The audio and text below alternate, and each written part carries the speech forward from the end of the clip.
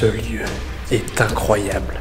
Ces fresques sont les plus anciennes de France et certains disent que ce sont peut-être même les plus anciennes d'Europe.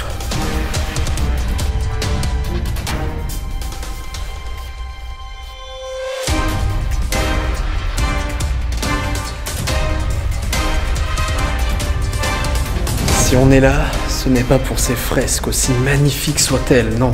Nous, on est là pour cette table. Des milliers de personnes passent chaque jour devant des endroits fabuleux sans jamais ouvrir les yeux. Chaque région de France recèle de vieilles croyances, de superstitions et de mythes. Souvent, ce sont des lieux précis qui les immortalisent à tout jamais. Alors, entre fontaines magiques, créatures terrifiantes et rochers mystérieux, en passant par les châteaux hantés et les forêts enchantées, me voici sur la route, armé de ma caméra pour vous faire parvenir 13 lieux légendaires par département. Rencontrerai-je Mélusine, l'Ankou, le Dahu ou bien la bête du Gévaudan? Je vous amène avec moi dans cette aventure à travers le folklore français.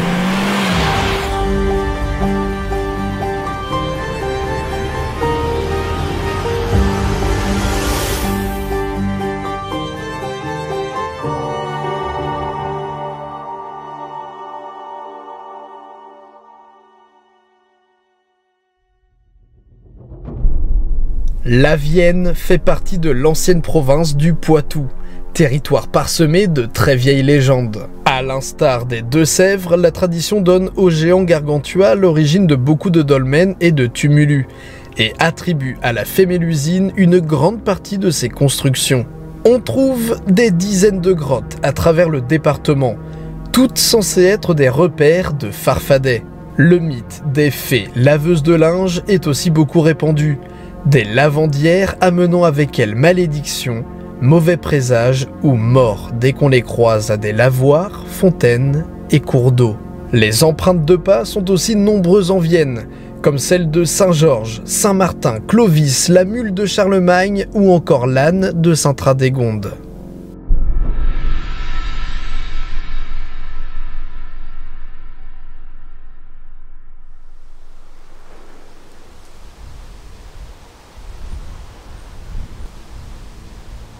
À Saint-Pierre-les-Églises, aujourd'hui rattaché à Chauvigny, il fut un temps où l'on amenait les enfants handicapés à un dolmen. Il en existe en effet 3 à proximité, dont on raconte aussi qu'ils forment un triangle et qu'à leur centre se trouve un trésor. Lequel permettait de guérir, eh bien malheureusement cette information s'est perdue à travers les siècles. Ce que l'on sait, en revanche, c'est qu'avec l'arrivée du christianisme, ce n'est plus à un menhir qu'on amenait les enfants, mais à cette église. Le prêtre faisait passer l'enfant sous la table et s'il était paralysé par exemple, il pouvait à nouveau marcher. Alors le truc c'est que je suis même pas sûr que ce soit bel et bien notre table derrière, parce que si c'est elle, elle est vraiment pas bien mise en valeur. Il y a très peu d'écrits sur cette table et justement, l'une de ses dernières mentions remonte à il y a 15 ans. J'ai trouvé dans un livre, et une personne disait que c'était donc à l'opposé de l'autel. Donc normalement, c'est celle-ci.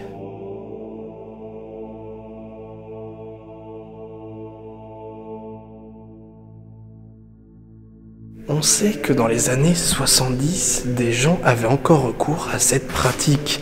Alors qui sait, peut-être qu'encore aujourd'hui, des gens viennent spécialement dans cette église pour trouver cette table.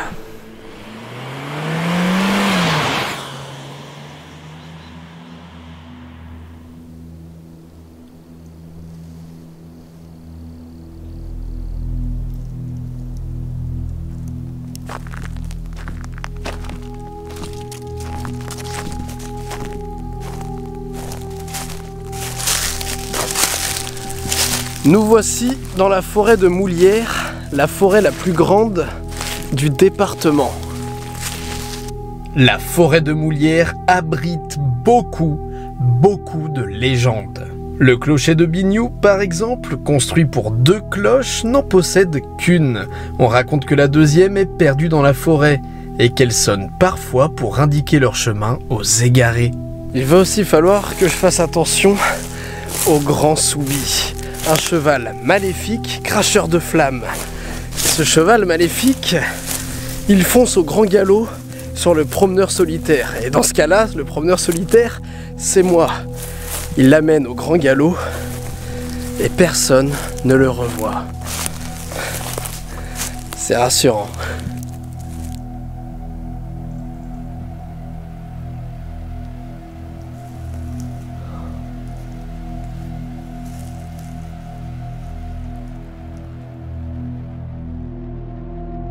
Il y a des dizaines et des dizaines de légendes dans cette forêt.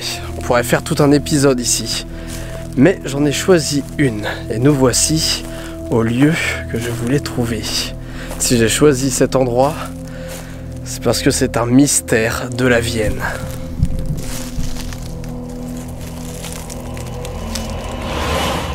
Une dalle de calcaire de 2 mètres, avec inscrit dans la pierre 1735. Personne ne sait à qui appartient cette tombe. La légende nous dit qu'un jeune berger s'est fait attaquer par une meute de chiens enragés, malgré l'intervention de leur maître, qui était le seigneur du coin. Ce dernier appela 2 bûcherons, désemparés, et tous les 3, ils enterrèrent l'enfant déchiqueté dans cette forêt. Ouais, je préfère le cheval finalement. Des fouilles ont été faites il y a quelques années et personne n'est enterré. C'est donc un mystère. Pourquoi y a-t-il un dolmen en plein milieu de cette forêt? Qui l'a mis là? Encore une question sans réponse. Il est temps de quitter cette forêt et de nous rendre à la capitale du Poitou.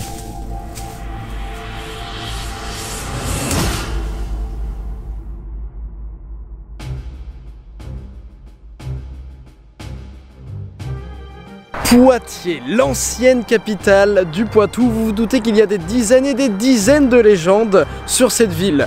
Mais on va pas rester tout l'épisode ici, non. Donc j'en ai sélectionné 4. Et pour la première, il vous suffit de vous rendre sur la place de la Liberté et de lever les yeux.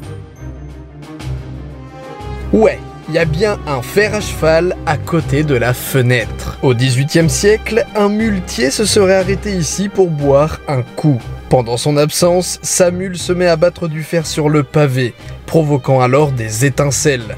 Chute de l'histoire, l'animal était chargé de barils de poudre. On raconte que la mule a explosé et qu'une de ses pattes s'est enfoncée dans la fenêtre du 2e étage.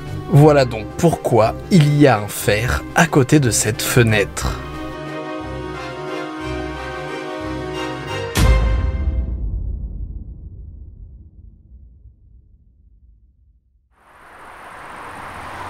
Il est temps de parler de la créature la plus connue du Poitou. L'une des créatures les plus connues de France, la Grande Goule.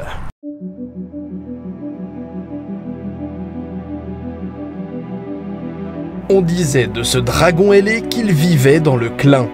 De la rivière, il arrivait à se faufiler dans des souterrains de la ville pendant la montée des eaux et se rendait dans cette abbaye, l'abbaye de la Sainte-Croix. Une fois arrivé à destination, la Grande Goule dévorait des religieuses.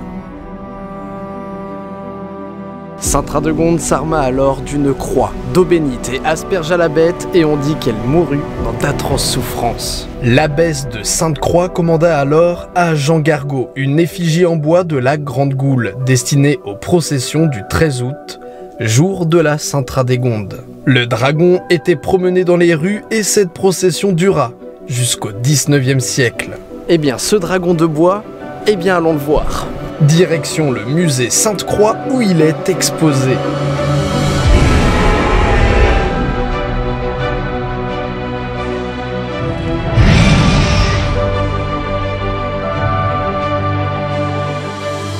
Une hypothèse avance que le dragon aurait pu être un crocodile. Comme nous l'avons vu dans l'épisode sur les Deux-Sèvres, les crocodiles avaient été introduits dans le Poitou. Et un crocodile était déjà au cœur de plusieurs histoires avant l'apparition de la Grande Goule. Une autre version affirme aussi que c'est un condamné à mort qui a tué la bête, de la même manière que celui qui aurait tué le dragon de Niort.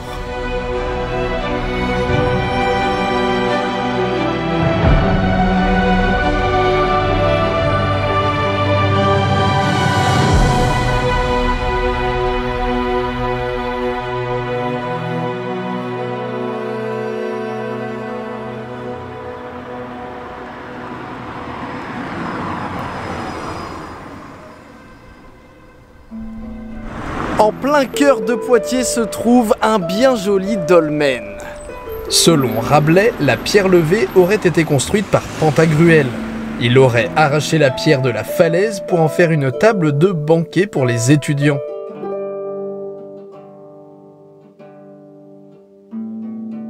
Mais une autre légende affirme que c'est Sainte Radégonde qui, voulant construire une table, aurait apporté l'énorme bloc et les piliers. Au moment de poser les pierres, le diable se serait saisi de l'un des piliers, ce qui explique pourquoi la pierre n'est soutenue que par 3 piliers au lieu de 4. Allez, direction le dernier lieu dans Poitiers.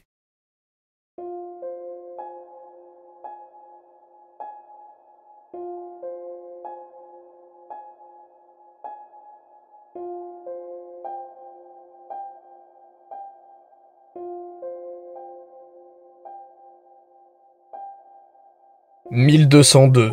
Les Anglais assiègent Poitiers. Contre une grosse somme d'argent, un collaborateur du maire le trahit. Il promet aux Anglais de livrer les clés de la ville le jour de Pâques. Pendant la nuit, le traître se rend donc dans la chambre du maire pour lui dérober les clés, mais il ne les a pas. Le matin, quand le maire se réveille, lui aussi se rend compte que les clés ne sont plus à leur place. Elles ont disparu. Il prévient aussitôt la garde et se rend à Notre-Dame-la-Grande pour prier et réfléchir. Là, il découvre la statue de la Vierge, les clés à la main. Et c'est pourquoi la Vierge de Poitiers tient des clés.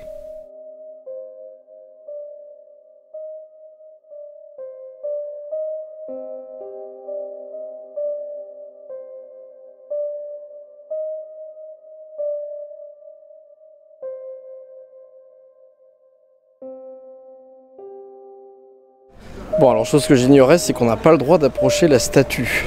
Voilà, il n'y a pas le droit de l'approcher. Donc vu qu'il y avait beaucoup de croyants, j'ai pas tenté le diable. Les Anglais, de leur côté, racontent que la Sainte Vierge, Saint-Hilaire et Sainte Radégonde sont apparus aux soldats pour amener le trouble et l'effroi, et qu'ils ont dû déserter. Une jolie légende, Poitiers protégé par le ciel, immortalisée par cette statue insolite. Sur ce, il est temps de quitter la capitale du Poitou et de nous rendre à la prochaine destination.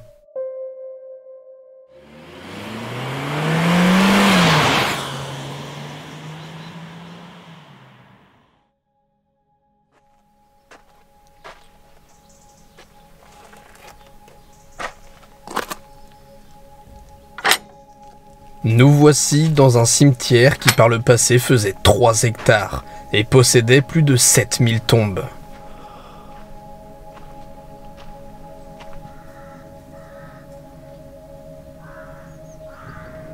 La clôture de cette immense nécropole est même réalisée avec des sarcophages dressés en menhir. Tout ceci daterait de 500 après Jésus-Christ et cet endroit sert encore de cimetière pour les villageois. Ce lieu est exceptionnel et d'après les historiens, il était bien plus grand à l'époque. Les sarcophages ont été prélevés au fil du temps comme matériaux de construction. Vous trouverez même à Civaux des sarcophages utilisés comme abreuvoirs ou comme pots à fleurs. Et si je vous amène ici, c'est car une légende locale explique d'où viennent tous ces tombeaux. Après la bataille qui opposa Clovis à Alaric II, roi des Visigoths en 507, on se demanda ce qu'on allait faire des cadavres des Francs. Une pluie de sarcophages est alors tombée sur Civaux, une pluie qui enterra tous les soldats.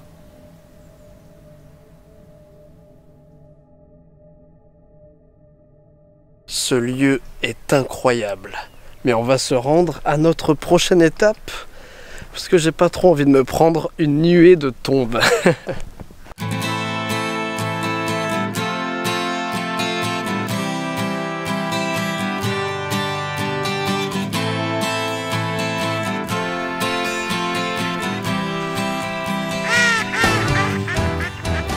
Voici l'étang de Lussac-les-Châteaux. Et là-bas, ce que vous voyez, enfin je ne sais pas si vous le voyez vraiment, on a la grotte au Fadet. Il y a plein de petites grottes autour de l'étang Et malheureusement, celle que je voulais vous montrer est fermée au public. Il faut voir avec le musée pour ouvrir la grille qu'il y a donc devant la grotte. Et c'est un musée qui est fermé aujourd'hui. Mais c'est pas grave, donc il y a d'autres petites grottes. Et là, on va rejoindre une petite grotte qui n'est pas fermée, puisqu'elle est peu profonde. Et c'est une grotte qu'on attribuait évidemment aux Farfadets, comme la plupart des grottes dans le Poitou.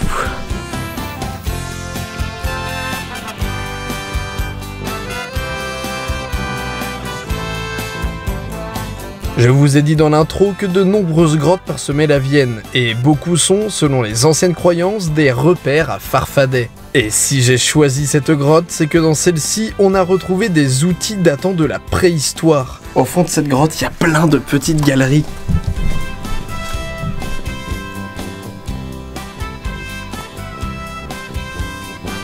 Il est fort probable que nos ancêtres ont trouvé ces outils rudimentaires dans les grottes, et se sont imaginés des petits êtres sombres et espiègles les utiliser. Et puisqu'on parle de ça, ce que je voulais vous montrer tout à l'heure, c'est la grotte de la Marche, l'un des sites préhistoriques les plus importants de la région. Peut-être que les Farfadets viennent tout simplement de l'imagination de nos ancêtres qui ont trouvé des outils, des anciennes sculptures, des traces, qui datent d'il y a des milliers d'années.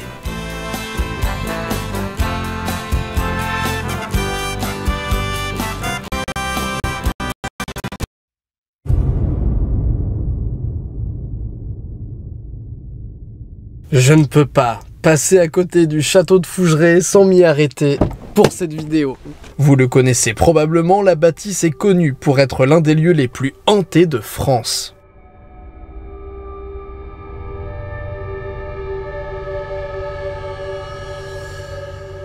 Tout commence il y a quelques années quand la famille Geoffroy va acheter ce vieux château et le rénover. Progressivement, le couple et leur fille vont être témoins de phénomènes étranges. Véronique se sent observée. François-Joseph, lui, a senti qu'on lui tapait dans le dos. Mathilde, la fille, aurait quant à elle brièvement aperçu une femme. Des médiums se rendent donc au château et très vite la rumeur se propage, Fougeray est hanté. La légende était née.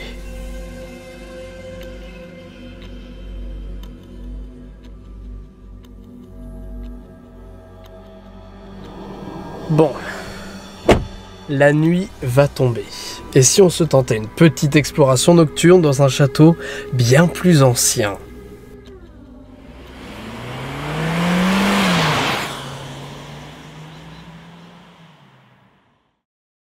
Salut tout le monde. Alors, le mois de maintenant, c'est pas le même mois qu'il y a dans le reste de la vidéo. Je vous explique, je suis arrivé donc de nuit à la Ferrandière.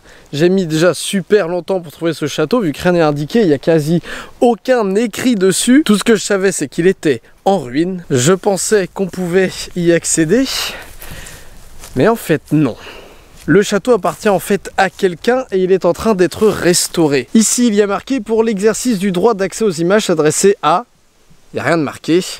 Téléphone, il n'y a rien de marqué. Il est écrit sur le panneau qu'on n'a pas le droit de s'approcher, donc je ne vais pas jouer au con. On va rester du côté où on a le droit d'aller. Et c'est fort dommage parce que j'aurais bien aimé vous faire une petite explo nocturne. Si je ne fais pas les plans de nuit, c'est juste parce que sinon on n'y verrait rien. Voilà, quand je suis venu l'autre soir, on n'y voyait rien. Peut-être que ce château sera rénové d'ici peu et qu'on pourra tous y accéder. Je ne sais pas du tout. Je ne sais pas qui est le propriétaire, c'est pas marqué sur le panneau. Il n'y a rien de marqué. Que ce soit dans les livres sur la région ou bien sur internet, il est difficile d'avoir des renseignements sur ce château en ruine. On raconte que son propriétaire est parti pour la croisade et mourut il y a 1000 ans de ça. Sans héritier, ce château n'aurait jamais été achevé, ni habité. Mais une légende raconte qu'un serpent ailé y avait élu domicile.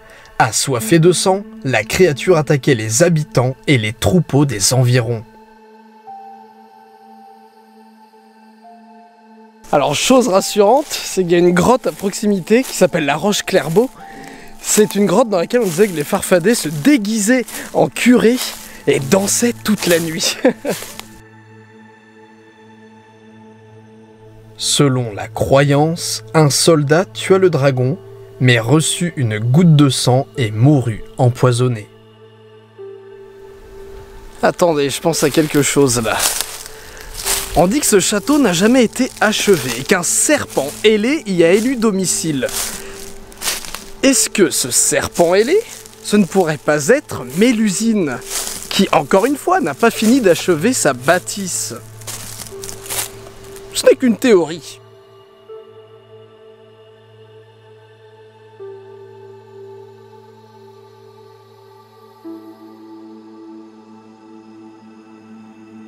Perdu au milieu de nulle part, ce château m'intriguait déjà beaucoup avant, et m'intrigue encore plus sur le moment. Mais je ne trouverai aucune réponse. Si quelqu'un parmi vous connaît son histoire, n'hésitez pas à m'envoyer un message.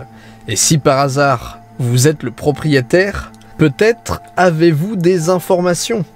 Dans ce cas-là, ma messagerie Twitter est ouverte.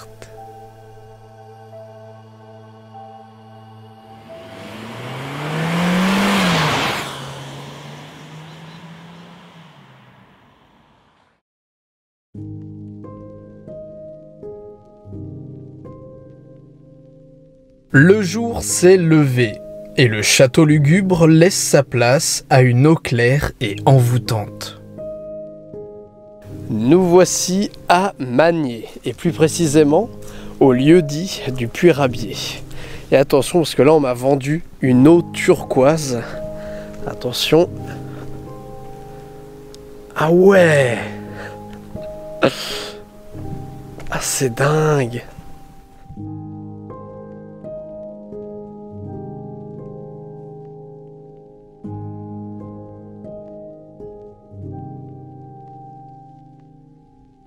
Bon, comme à chaque fois, j'ai vraiment peur que ça se voie pas à la caméra. Mais là, en tout cas, avec mes yeux, c'est magnifique. Là, partout ici, pour moi, c'est vraiment turquoise. Là, plus loin, ça redevient vert. Mais alors là c'est turquoise de ouf. Là, ça m'étonne pas qu'il y ait eu des légendes ici. Ça m'étonne pas. Un jour, on raconte qu'un paysan qui n'avait pas de point d'eau à proximité de sa ferme demanda en pleine sécheresse de l'aide au diable. Celui-ci lui répondit « Donne-moi ce que ta femme porte et demain, avant que le coq chante, ta fosse sera creusée. » Le diable et ses diablotins commencèrent à creuser la fosse quand le paysan réalisa que le diable allait réclamer l'enfant que sa femme portait. Il fit alors boire du vin à son coq, qui, bourré, chanta avant le lever du soleil. Vu du dessus, waouh! Là, c'est vraiment magique. Le diable, furieux, disparut en formant un immense gouffre dans lequel la ferme faillit être engloutie. La fosse du Puy-Rabier. On dit aussi que dans les profondeurs de la fontaine se trouve un coffre rempli de pièces d'or, ainsi que l'armure d'un ancien roi wisigoth.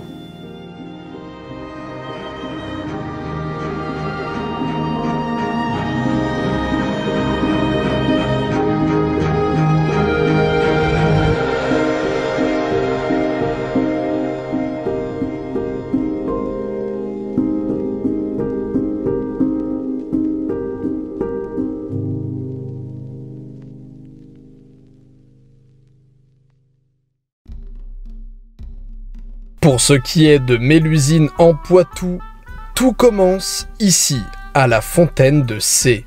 Ce lieu était hanté par la fée qui lavait du linge, et Raymondin de Lusignan s'y rendit plein de douleur après avoir tué accidentellement son oncle. Mélusine le réconforte et lui propose de l'aider, de le faire innocenter et de faire de lui un très puissant seigneur, à condition de l'épouser. Elle lui fait aussi jurer de ne jamais chercher à la voir le samedi.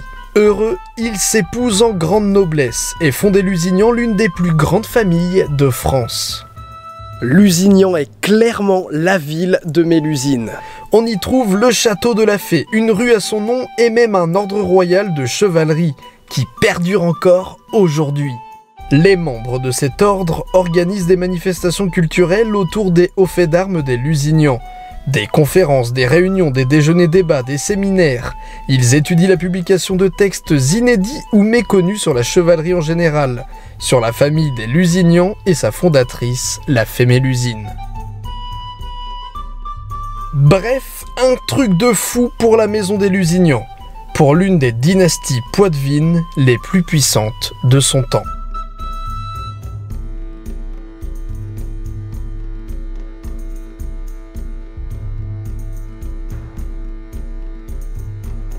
On a ici la tour Mélusine, du moins ce qu'il en reste.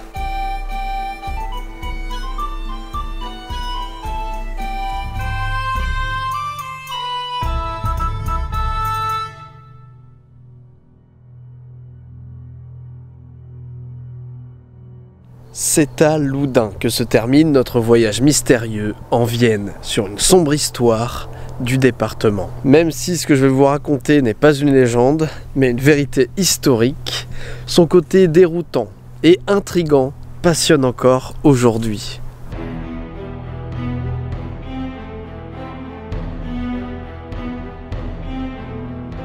Dans la nuit du 21 septembre 1632, dans le couvent d'Ursuline, 3 femmes reconnaissent la voix et aperçoivent l'ombre du prieur Mousseau, leur confesseur mort quelques mois plus tôt. Le 23 septembre, une boule noire traverse soudainement leur réfectoire.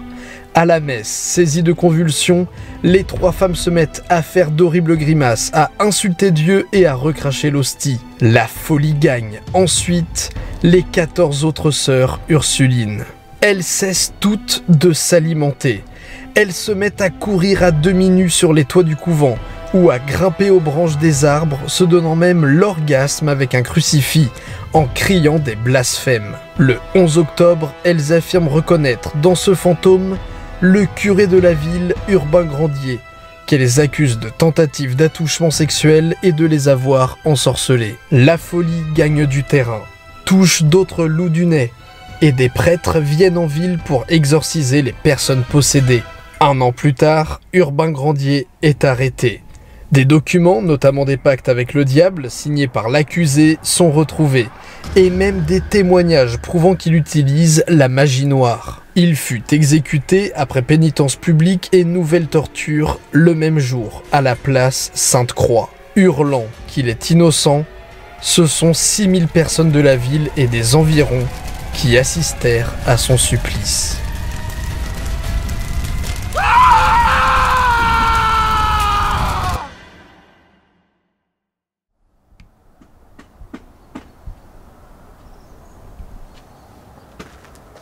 Nous voici ici au carrefour des sorciers, endroit où les sorciers se réunissaient, endroit que l'on évitait donc d'approcher à l'époque. Et c'est ici que je vous laisse méditer sur cette histoire qui a traversé les âges à Loudun.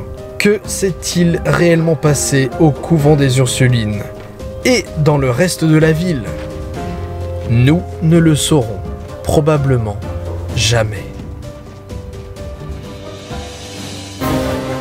Mais entre malédiction et fée, faites attention là où vous marchez. Car si les légendes ont effrayé nos ancêtres, elles peuvent éclairer nos descendants. Elles nous permettent de rêver, de nous ressourcer, de comprendre notre passé. Et peut-être qu'une nuit de pleine lune, c'est votre empreinte de pas laissée sur la route à la recherche de légendes qui en deviendra une.